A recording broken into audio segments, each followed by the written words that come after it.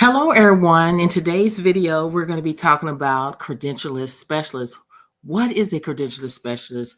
What are the skills? And I'm going to show you a day in the life of someone actually doing a credentialist specialist. So we're going to go ahead and dive right into it. What is a credentialist specialist? It's someone who helps verify and maintain the qualifications of a medical professional. They make sure that doctors, nurses, and other healthcare providers are properly licensed, certified, and trained to work at hospitals, clinics, or insurance networks. You'll work with hospitals, insurance companies, or medical office to ensure compliance with healthcare laws and accreditation standards. Now, you may be asking, what you do? What is the typical job duties of a credentialist specialist? Here are some common responsibility. Verify medical license, certifications, and education of healthcare professionals.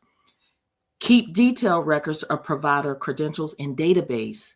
Prepare and submit applications for hospital privilege or insurance network participation. Follow up with state boards of or institutions to confirm credentials. Ensure compliance with regulation from organizations like the Joint Commission, TJC, or NCQA. Renew credentials when license or certifications are about to expire. Communicate with providers, HR departments, and insurance companies regular. So you may be asking, what skills do I need to succeed in this position here? Okay. So basically, they're technical, like data entry, document management, medical terminology, using credential software like Cactus. Soft skills are attention to details, organization, confidentiality, communication, problem solving, knowledge areas, healthcare compliance, licensing requirements, and insurance verification. Now, the education and training, a high school diploma or GED is the minimal requirement for some entry-level position. Many employers prefer candidates with an associate's or bachelor's degree in healthcare administration, business, or related field. You can also earn professional certifications like CPCS, which stands for Certified Provider Credential Specialist, or you can get a CPMSM, which stands for Certified Professional Medical Service Management. Okay. Now, who hires credentialist specialists?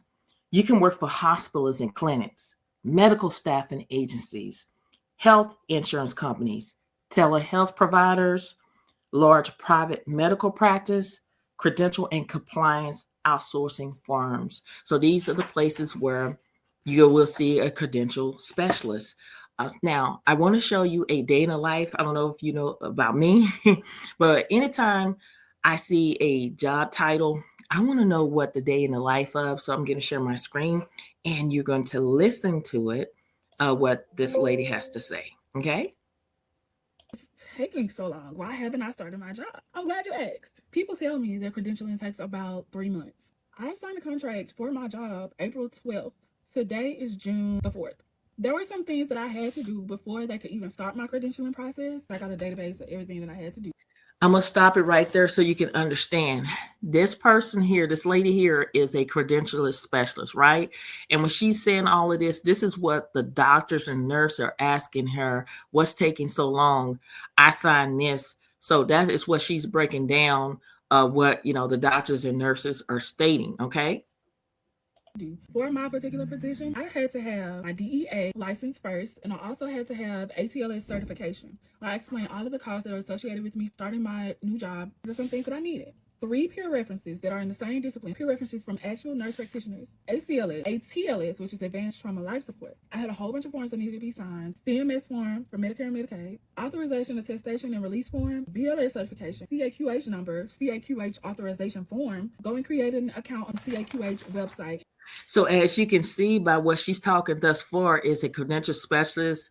They have to interact like with the insurance companies. They have to, just like say, for example, like if I have United Healthcare And when you go to the doctor's office, they have to make sure that they can have a relationship with United Healthcare in order to accept patients that accept that insurance. So you see what she has to go through. So this is kind of giving you an idea if this is something that you're interested in becoming. And give them that information so that they can fill it out on your behalf. You need your case logs from NP school. So don't lose those. Make sure you keep a copy for yourself after you graduate. My driver's license, my social security number, depending on what state you're in, you have to go into the website and actually sign up for delegation and supervision. I had to go in and input that doctor's information, their license number, and they had to go in and approve it. A communicable disease screen form, confidentiality and security agreement. You need a copy of your bachelor degrees, copy of board certification, your master's degree, and your transcripts. If you've ever had any malpractice insurance or you've ever worked as a nurse practitioner, you need current and previous hospital privileges list, DEA license, which I said already.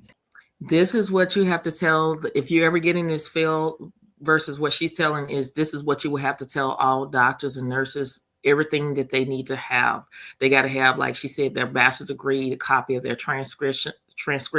They have to have all of that. That's what a credential specialist is like I said, interacting with different hospitals and making sure that their credentials don't expire. They can have it updated. So this is great information to know if this is something that you want risk acknowledgement, immunization records, CMEs, NPI number. You can go ahead and you can register for them yourself. Program director for all of the training that I received. So they need your information for the graduate school that you went to. Authorization forms, disclosures, your state license, release form, Medicaid questions form. Also, background check, drug test. Every day they're coming up with some more things for me to do. So you guys, I'm still in the credentialing process. It's taking forever. So it's a month now that I've been waiting. So hopefully I can start in July. I'm trying to rush it, but I know it's not going to be easy. But okay, so as you can see, is a credentialing specialist. What you see on the video, they do a lot. I mean, she is interacting, like I said, with hospitals, clinics, or insurance networks. She's just making sure and verifying and maintaining the qualification of the medical professional. So that is basically what they're doing. So again, this is something that I just want to start doing, is to show you whatever a job title is, what is that, what is it, what they do, what the skills, and show you a day in the life so you can kind of decide if that's something you want to pursue. Now, before I go any further, if this video has been helpful, I want you to hit that like button as well as comment, share this video with everyone you know they could benefit from this. And I want to leave some encouragement words with you, because I know that we're going through something. Everybody is going through something, but even though we're going through something, just remember you can make it. Don't give up. Okay, so I just want to read this out to you, read this for you so you can get this here. And it's an encouragement for your job journey. Don't lose heart. The right job is already being prepared for you. Every no you face wasn't rejection.